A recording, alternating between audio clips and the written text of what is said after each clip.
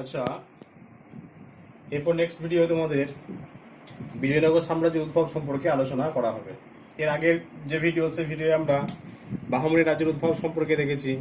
তাহলে এই ভিডিওতে আমরা বিজয়নগর সাম্রাজ্যের উদ্ভব কিভাবে হয়েছিল, এই সাম্রাজ্যের প্রতিষ্ঠাতা কারা, এই সাম্রাজ্যের কটি বংশ রাজত্ব করেছিল এবং এই বংশের উল্লেখযোগ্য শাসক কারা ছিলেন, সে সম্পর্কে কিন্তু আমরা আলোচনা করব।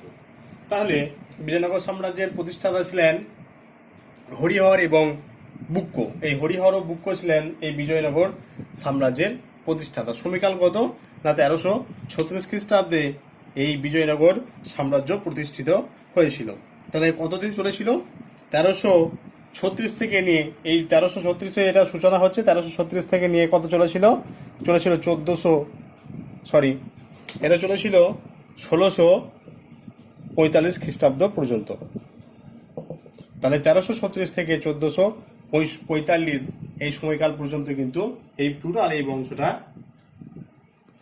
চলেছিল। তাহলে বিজয়নগর যে সাম্রাজ্য, সেই বিজয়নগর সাম্রাজ্যে মোট 4টি রাজবংশ রাজত্ব করেছিল।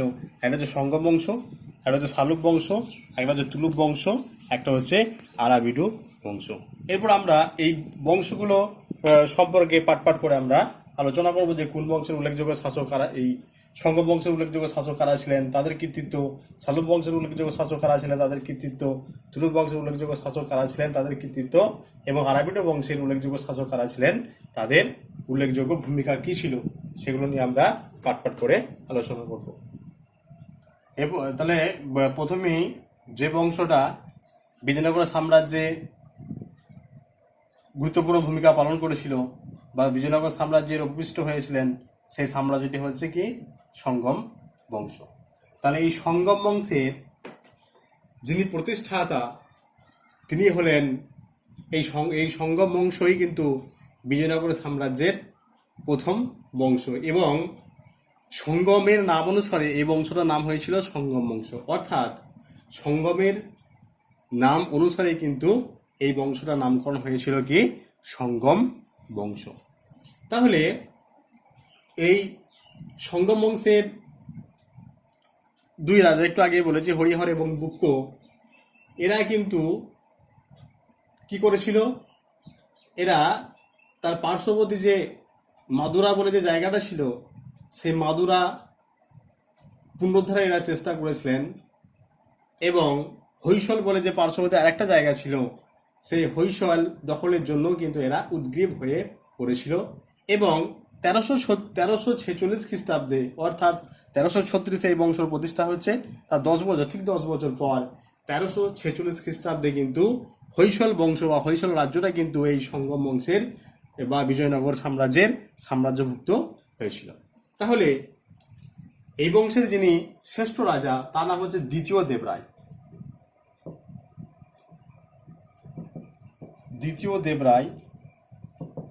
এই দ্বিতীয় দেবরায় হলেন এই বংশের শ্রেষ্ঠ রাজা। তাহলে দ্বিতীয় দেবরায় 1422 খ্রিস্টাব্দে সিংহাসনে বসেছিলেন, এবং এই বাহমনি সাম্রাজ্য আমরা দেখেছি বা বাহমনি যখন আলোচনা করেছি তখন দেখেছি যে বিজয়নগরের সঙ্গে বাহমনির একটা দীর্ঘদিনের শত্রুতা ছিল। তাহলে দ্বিতীয় দেবরায় কিন্তু তিনি বাহমনি রাজ্যের বিরুদ্ধে যুদ্ধে অবতীর্ণ হয়েছিলেন, কিন্তু তিনি বাহমনি সৈন্যদলের হাতে পরাজিত হয়েছিলেন।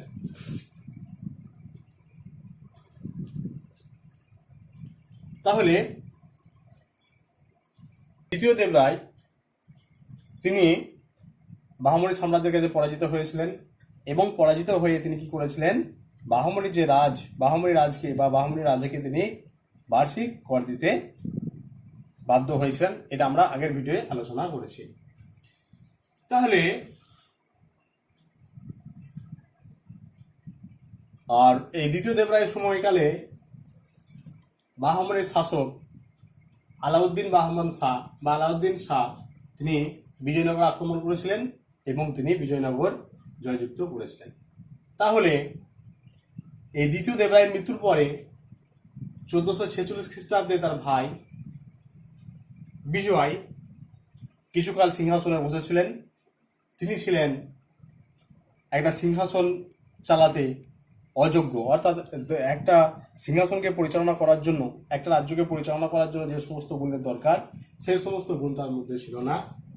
তাই আমরা দেখব যে বিজয়নগর, এই বিশাল বিজয়নগর সাম্রাজ্য শাসন করতে না পারার কারণে এই সঙ্গ বংশের পতন ঘটে এবং সঙ্গ বংশের পরে শালব বংশ বিজয়নগর সাম্রাজ্যে উপবিষ্ট হয়। আলোচনা করবো শালব বংশ নিয়ে। তাহলে সঙ্গম বংশের অযোগ্য শাসক দ্বিতীয় বিরূপাক্ষকে পরাজিত করে নরসিংহ শালব 1486 খ্রিস্টাব্দে শালব বংশ প্রতিষ্ঠা করেন। তাহলে এই নরসিংহ শালব 1486 খ্রিস্টাব্দে শালব বংশ প্রতিষ্ঠা করছে, কিন্তু তিনি 1490 খ্রিস্টাব্দে মারা যাচ্ছেন। তাহলে 1490 খ্রিস্টাব্দে মারা যাচ্ছেন। তাহলে মারা যাওয়ার পূর্বে, অর্থাৎ 1490 খ্রিস্টাব্দে মারা যাওয়ার পূর্বে তিনি তার নাবালক জ্যেষ্ঠ পুত্র তিস্যকে কিন্তু সিংহাসনে মনোনীত করে যাচ্ছেন। তিস্যকে সিংহাসনের দাবিদার করে যাচ্ছেন এবং তিস্য 1490 খ্রিস্টাব্দে সিংহাসনে বসছেন এবং এর অভিভাবক, যেহেতু তিস্য নাবালক ছিলেন তাই তার অভিভাবক হিসেবে কাজ করেছিলেন কে? এই নরসিংহ শালবের মন্ত্রী নরস নায়ক। অর্থাৎ এই নরস নায়ক তিনি এই তিস্যর পিছনে একটা অভিভাবকের গুরুত্বপূর্ণ ভূমিকা পালন করেছিলেন এই শালব বংশের ক্ষেত্রে। তাহলে এই তিস্য যে সিংহাসনে বসলেন, এই তিস্য যার পেছনে আমরা বলেছি যে নরস নায়কের একটা গুরুত্বপূর্ণ ভূমিকা ছিল, পরবর্তীকালে আমরা দেখব এই তিস্যকে হত্যা করা হয়। তাহলে অনেক ঐতিহাসিক এ বিষয়ে মন্তব্য করেছেন যে নরস নায়কই হয়তো তিস্যকে হত্যা করেছিলেন, কিন্তু যাই হোক আমরা বলতে পারি যে নরস নায়ক কিন্তু এই তিস্যকে যে সিংহাসনে বসানো হলো তার পিছনে একটা গুরুত্বপূর্ণ ভূমিকা পালন করেছিল এবং তিনি বিজয়নগরের পূর্ব গৌরব অনেকটা ফিরিয়ে আনতে সক্ষম হয়েছিলেন। এরপর আমরা আলোচনা করব তুলুপ বংশ। তাহলে এর আগে আমরা শালব বংশ দেখেছি যে শালব বংশের ক্ষেত্রে নরস নায়কের একটা গুরুত্বপূর্ণ ভূমিকা ছিল। তাহলে 1503 খ্রিস্টাব্দে নরস নায়কের যখন মৃত্যু হলো, তার জ্যেষ্ঠ পুত্র বীর নরসিংহ তিনি বিজয়নগরের সাম্রাজ্যে আরোহণ করলেন এবং এক নতুন রাজবংশের সূচনা করলেন, যে বংশটা কিন্তু তুলুপ বংশ নামে পরিচিত। সময়কাল কত? সময়কাল হলো 1503 খ্রিস্টাব্দ। তাহলে এই বীর নরসিংহ কিন্তু খুব অল্প সময়, অর্থাৎ 1503 থেকে 1509, এই 6 বছর মোটামুটি তিনি সিংহাসনে আরোহণ করেছিলেন। তাহলে 1509 খ্রিস্টাব্দে তার মৃত্যু ঘটল এবং তার সৎ ভাই, অর্থাৎ বীর নরসিংহের সৎ ভাই কৃষ্ণদেব রায় তিনি কিন্তু 1509 খ্রিস্টাব্দে তিনি সিংহাসনে বসলেন। তাহলে এই কৃষ্ণদেব রায় কিন্তু এই তুলুপ বংশের একজন শাসক ছিলেন এবং তিনি কিন্তু এই বিজয়নগরের সাম্রাজ্যকে একটা উন্নতি চরম শিখরে আরোহণ করেছিলেন। তাহলে এরপর আমরা আলোচনা করব যে রাজা কৃষ্ণদেবের কৃতিত্ব বা রাজা কৃষ্ণদেব রায় বিজয়নগরের ক্ষেত্রে কি কি কাজ করেছিলেন সেগুলো নিয়ে আমরা আলোচনা করব। রাজা কৃষ্ণদেব রায় ছিলেন বিজয়নগর সাম্রাজ্যের শ্রেষ্ঠ শাসক।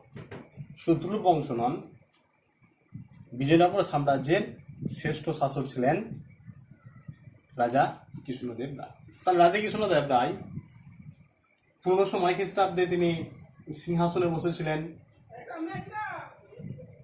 তার রাজত্বকালে বিজয়নগর সাম্রাজ্য উন্নতির চরম শিখরে আরোহণ করেছিল। তিনি একজন সুযোদ্ধাও ছিলেন। তিনি বিজয়নগরের হিতগৌরব পুনরুদ্ধার করেছিলেন। তার শাসনকালে প্রজারা সুখে শান্তিতে বসবাস করেছিল এবং এই সময়কালে বিভিন্ন পর্যটক বিজয়নগর সাম্রাজ্যে এসেছিলেন। তাহলে এরপর আমরা এখন আলোচনা করব আমরা যে রাজা কৃষ্ণদেব রায়ের কৃতিত্ব কী ছিল সেটা নিয়ে আমরা আলোচনা করব। তাহলে প্রথমে আছে সামরিক সাফল্য। সামরিক সাফল্য 1 নম্বর পয়েন্ট। তাহলে আমরা দেখেছি এর পার্শ্ববর্তী মুসলিম শাসিত বাহমনি রাজ্য, বাহমনি যখন আমরা পড়িয়েছি তখন বলেছি বা এর আগে আমরা বলেছি, তাহলে পার্শ্ববর্তী বাহমনি মুসলিম শাসিত রাজ্য ছিল। তাহলে 1509 খ্রিস্টাব্দে সিংহাসনে আরোহণের পরপরই কিন্তু রাজা কৃষ্ণদেব রায় তিনি কি করেছিলেন, যে বাহমনি রাজ্যের সঙ্গে যুদ্ধে তিনি জড়িয়ে পড়েছিলেন। আর যুদ্ধ পরিচালনার ক্ষেত্রে তিনি সুদক্ষ যোদ্ধা ছিলেন এবং নির্ভীক ছিলেন। তিনি বাহমনি রাজ্যের সুলতান মাহমুদ শাহ এবং পার্শ্ববর্তী যে অন্যান্য ছোট ছোট রাজ্য ছিল তার যারা শাসক ছিলেন তাদেরকে একতাবদ্ধ করে বা এক জায়গায় একত্রিত করে তিনি কি করেছিলেন, বাহমনি রাজ্যের বিরুদ্ধে জিহাদ ঘোষণা করেছিলেন। তাহলে যখন এই মুসলিম বাহিনী বিজয়নগরের গতিপথ রুদ্ধ করার চেষ্টা করেছিলেন তখন সুদক্ষ কৃষ্ণদেব রায় কিন্তু কি করেছিলেন, মুসলিম সেনাবাহিনীকে তিনি পরাজিত করেছিলেন এবং বিজয়নগরের যে হিত গৌরব সেই হিত গৌরবকে তিনি ফিরিয়ে এনেছিলেন। অর্থাৎ মুসলিম যে শাসক সেই শাসকদের হাত থেকে তিনি বিজয়নগরকে বাঁচিয়েছিলেন। অর্থাৎ আমরা বলতে পারি যে সামরিক সাফল্য কিন্তু তার একটা গুরুত্বপূর্ণ সাফল্য ছিল। এরপর সাম্রাজ্য বিস্তার নিয়ে আমরা আলোচনা করব। সাম্রাজ্য বিস্তার 2 নম্বর পয়েন্ট। তাহলে রাজা কৃষ্ণদেবের রায়ের শাসনকালে তার সাম্রাজ্য দক্ষিণ পশ্চিমে কোঙ্কণ উপকূল, পূর্বে বিশাখাপত্তনম এবং দক্ষিণে কন্যাকুমারিকা পর্যন্ত বিস্তৃত ছিল। তাহলে এই সমস্ত যে সাম্রাজ্য বিস্তার সেই সাম্রাজ্য বিস্তারের ক্ষেত্রে এই সামরিক সাফল্য কিন্তু একটা গুরুত্বপূর্ণ ভূমিকা পালন করেছিলেন। অর্থাৎ এই সামরিক সাফল্যের জন্যই তিনি কিন্তু তার সাম্রাজ্যকে এতদূর পর্যন্ত বিস্তৃত করতে পেরেছিলেন। এরপর আমরা আলোচনা করব শাসন ব্যবস্থা সম্পর্কে। তাহলে বিজয়নগর সাম্রাজ্যকে শাসন ব্যবস্থার সুবিধার জন্য কয়েকটি মণ্ডল বা প্রদেশে বিভক্ত করা হয়েছিল। অর্থাৎ একজন শাসকের পক্ষে সমগ্র অঞ্চল শাসন করা দুরূহ ব্যাপার ছিল, কষ্টসাধ্য ছিল। তাই শাসন ব্যবস্থার সুবিধার জন্য কি হয়েছিল, কতগুলি মণ্ডল বা প্রদেশে রাজ্যটাকে বিভক্ত করা হয়েছিল। এই রাজ্য, এই সকল প্রদেশগুলোকে আবার রাজ্য, মণ্ডল ও চাঁদপুরি এই প্রদেশগুলোকে আবার রাজ্য, মণ্ডল ও চাঁদপুরিতে বিভক্ত করা হয়েছিল। আর শাসন ব্যবস্থার ক্ষেত্রে যিনি সর্বোচ্চ ক্ষমতার অধিকারী তিনি হলেন শাসক। অর্থাৎ শাসক কিন্তু একটা গুরুত্বপূর্ণ ভূমিকা পালন করত। এক্ষেত্রে কিন্তু একটা স্বৈরাচারী শাসক আমরা বলতে পারি, কিন্তু এই যুগের শাসকরা অর্থাৎ রাজা কৃষ্ণদেব রায় বলি বা এই বংশের শাসক যারা তাদের ক্ষেত্রে আমরা বলি, তাহলে এরাই কিন্তু একটা স্বৈরাচারী শাসন ব্যবস্থা কিন্তু পরিচালনা করতেন। আবার কিছু কিছু ঐতিহাসিক বলছেন যে পুরোপুরি স্বৈরাচারী নন, এরা কিন্তু মন্ত্রীদের পরামর্শ অনুসারেই শাসন ব্যবস্থা পরিচালনা করতেন। যাই হোক, আমরা বলতে পারি যে শাসন ব্যবস্থার ক্ষেত্রে কিন্তু কৃষ্ণদেব রায় একটা গুরুত্বপূর্ণ ভূমিকা পালন করেছিলেন এবং তিনি তার কথাটাই শেষ কথা হিসেবে পরিচিতি লাভ করেছিল। আর এই শাসন ব্যবস্থার একদম যেগুলো সর্বনিম্ন স্তর, যেটাকে আমরা বলছি গ্রাম পঞ্চায়েত, তাহলে এই গ্রাম পঞ্চায়েত কিন্তু গ্রামের শাসন ব্যবস্থা পরিচালনা করত। গ্রামের শাসন ব্যবস্থা পরিচালনার ক্ষেত্রে গ্রাম সভার উপর দায়িত্ব দেওয়া হয়েছিল এবং গ্রাম সভার যারা শাসক তারা কিন্তু এই গ্রামের শাসন ব্যবস্থা পরিচালনা করতেন। নেক্সট পয়েন্ট হচ্ছে ভূমি রাজস্ব ব্যবস্থা। তাহলে বিজয়নগর সাম্রাজ্য যেহেতু কৃষি প্রধান সাম্রাজ্য ছিলেন, অর্থাৎ বেশিরভাগই মানুষ কৃষিকাজের সঙ্গে যুক্ত ছিল, তাই রাজ্যের যে আয়, সেই আয়ের মূল ভূমিকা ছিল কিন্তু রাজস্ব ব্যবস্থা। তাহলে এই ভূমির উর্বরতা অনুসারে নির্ভর করে কিন্তু ভূমি রাজস্ব ব্যবস্থা নির্ধারিত হতো। তাহলে ভূমির বা জমির উর্বরতা শক্তির উপর নির্ভর করে জমির রাজস্ব নির্ধারিত হতো।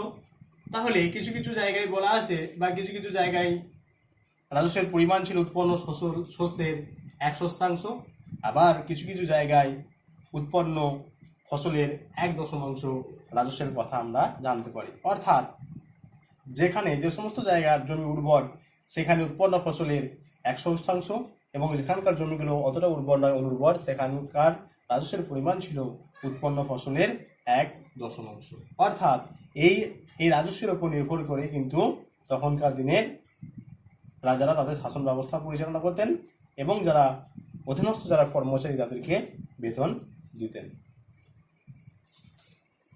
নেক্সট হচ্ছে বিচার ব্যবস্থা। তাহলে বিচার ব্যবস্থার ক্ষেত্রে রাজা ছিলেন সর্বোচ্চ ক্ষমতার অধিকারী। তিনি বিচারের সাহায্যের জন্য বিচারকদের সাহায্য নিতেন। বিচার ব্যবস্থায় অপরাধীদের কঠোর শাস্তি দানের ব্যবস্থা ছিল। চুরি ডাকাতি দেশদ্রোহিতা জন্য অপরাধীদের মৃত্যুদণ্ড পর্যন্ত দেওয়া হতো। আর সাধারণ অপরাধের জন্য কি করা হতো? জরিমানা করা হতো এবং সম্পত্তি বাজেয়াপ্ত করা হতো। আচ্ছা, এরপর আমরা আলোচনা করবো স্থাপত্য শিল্প নিয়ে। তাহলে স্থাপত্য শিল্পের ক্ষেত্রে কৃষ্ণদেব রায়ের একটা গুরুত্বপূর্ণ ভূমিকা আছেন, অর্থাৎ স্থাপত্যের দিকটাও তিনি নজর রেখেছিলেন। তার তৈরি হাজারা মন্দির এবং বিঠলস্বামী মন্দির, হাজারা মন্দির এবং বিঠলস্বামী মন্দির স্থাপত্য শিল্পের একটা চরম নিদর্শন। এই দুটো হাজারা মন্দির এবং বিঠলস্বামী মন্দির নিয়ে বিভিন্ন ঐতিহাসিকরা বিভিন্ন রকমের মন্তব্য করেছেন তার কৃতিত্ব প্রসঙ্গে। অর্থাৎ রাজা কৃষ্ণদেব রায় শুধুমাত্র যে সামরিক সাফল্য, সাম্রাজ্য বিস্তার, শাসন ব্যবস্থা, ভূমি রাজস্ব ব্যবস্থা, বিচার ব্যবস্থার মধ্যে সীমাবদ্ধ ছিলেন না, অর্থাৎ তিনি স্থাপত্য শিল্পের ক্ষেত্রে একটা গুরুত্বপূর্ণ ভূমিকা পালন করেছিলেন। আচ্ছা, তোমাদের একটা প্রশ্ন আছে 2 নম্বরের, যে তালিকোটার যুদ্ধ কবে কাদের মধ্যে হয়েছিল? এটা একটু মিস্টেক হয়ে গেছে, এটা আলোচনা করা হয়নি। তাহলে তালিকোটার যুদ্ধ 1665 খ্রিস্টাব্দে দক্ষিণ ভারতের 4টি মুসলিম শাসিত রাজ্য, 5টি মুসলিম শাসিত রাজ্য আছে, আহমেদনগর, বিজাপুর, গোলকুন্ডা, বিদর ও বেরার। এই 5টি আছে, তার মধ্যে বেরার কিন্তু এই যুদ্ধে যোগদান করেনি। বেরার শুধু এই যুদ্ধে যোগদান করেনি, এই 4টি সম্মিলিত বাহিনীর সঙ্গে বিজয়নগরের তালিকোটার যুদ্ধটা হয়েছিল। আচ্ছা, এরপর বিজয়নগর সাম্রাজ্যে বেশ কিছু পর্যটক এসেছিলেন, তাদের নামগুলো একটু বলছি, বইতেও দেওয়া আছে। তাহলে এরা হলেন ইতালির পর্যটক নিকোলো কন্টি, পারস্যের দূত আব্দুর রাজ্জাক, পর্তুগিজ পর্যটক পেইজ ও নুনিজ, দুয়ার্তে, বারবোসা প্রমুখ। এরা কিন্তু ভারতবর্ষে এসেছিলেন বিজয়নগর সাম্রাজ্যে এবং এরা তৎকালীন ভারতবর্ষে বা বিজয়নগর সাম্রাজ্যের একটা ভূয়সী প্রশংসা করেছিলেন। এরপর তোমাদের বইয়ের অনুশীলনটা একটু আলোচনা করে দেবো তারপরেই। আচ্ছা, তোমাদের বইয়ের যে অনুশীলনী, সে অনুশীলনীতে বলেছে যে নিচের যেটি অন্যদের থেকে আলাদা বা যেটি মিলছে না সেটি তলায় দাগ দাও। তার মানে ওটাকে আমরা বলি ওয়ার্ড বা বেমানান বলি আমরা, ওয়ার্ড বা বেমানান বলি আমরা। তাহলে প্রথমে দেখো আছে 1 নম্বরে ইলতুৎমিশ রাজিয়া ইবন বতুতা বলবন। তোমরা সবাই ভাববে যে রাজিয়া হবে, রাজিয়া মহিলা সেই হিসেবে রাজিয়া হবে, কিন্তু রাজিয়া হবে না, কি হবে? ইবন বতুতা হবে। ইবন বতুতা একজন বিদেশি পর্যটক ছিলেন, আর এরা সব সুলতানি যুগের শাসক ছিলেন, তাহলে অতএব এটা হবে কি? Ibn Battuta. 2 নম্বর হচ্ছে তাবরহীন, সুনাম, সামানা, ঝিলাম। তাহলে এইগুলো তাবরহীন, সুনাম এবং সামানা এগুলো হচ্ছে কি? দুর্গ। আর ঝিলাম কি? ঝিলাম হচ্ছে একটা নদী, তাই কি হবে? ঝিলাম। তারপর আছে খরাজ, খামস, জিজিয়া, আমির, জাকাত। তাহলে হবে কি? আমির। আর এগুলো হচ্ছে কর, অর্থাৎ ফিরোজ শাহ তুগলকের সময়কালে প্রচলিত 4 ধরনের কর হলো খরাজ, খামস, জিজিয়া এবং জাকাত। আর উচ্চপদস্থ যারা মুসলিম শাসক যারা উচ্চপদস্থ যারা মুসলিম শাসক তাদেরকে আমরা বলছি আমির বা ধনী, যাদেরকে আমরা বলি। নেক্সট আছে আহমদনগর, বিজাপুর, গোলকুন্ডা, পাঞ্জাব আর বিদর। তাহলে কি হবে? তাহলে এগুলো হচ্ছে দক্ষিণ ভারতের মুসলিম শাসিত রাজ্য, আহমদনগর, বিজাপুর, গোলকুন্ডা, বিদর। তাহলে পাঞ্জাবটা কিন্তু নয়, তাহলে পাঞ্জাব হবে। নেক্সট আছে বারবোসা, মাহমুদ গাওয়ান, পেজ এবং নুনিজ। তাহলে বারবোসা, পেজ আর নুনিজ এরা এরা এরা বিজয়নগর সাম্রাজ্যে ভারতবর্ষে এসেছিলেন, আর মাহমুদ গাওয়ান হচ্ছেন বাহামনি সাম্রাজ্যের একজন শাসক। অতএব কি হবে? মাহমুদ গাওয়ান। আচ্ছা, 2 নম্বর অনুশীলনীতে আছে স্তম্ভ, কয় স্তম্ভ, ক্ষয় স্তম্ভ। আমি একবারে পুরো ম্যাচিংটা করে দিয়েছি, তোমরা ঠিক করে নেবে এটা। তাহলে প্রথম হচ্ছে খলিফা, 1 নম্বর হচ্ছে খলিফা, তার সঙ্গে কি হবে? দুর্বাস। 2 হচ্ছে বলবল, তুর্কানি, চিহেলগানি। 3 নম্বর হচ্ছে খলজি বিপ্লব, ইলবাড়ি, তুর্কি অভিজাতদের ক্ষমতার অবসান। 4 হচ্ছে রুমি কৌশল, বাবর। 5 হচ্ছে রাজা গণেশ, বাংলা। তাহলে আমরা তোমাদের এই অধ্যায়ের মোটামুটিভাবে আমরা সমস্ত যেগুলো আলোচনা করা ছিল সমস্ত কিছুই আজকে শেষ হলো। নেক্সট ভিডিও অর্থাৎ এরপরে যে ভিডিও আছে সেই ভিডিওতে আমরা কিন্তু মুঘল যুগ সম্পর্কে আমরা আলোচনা করব।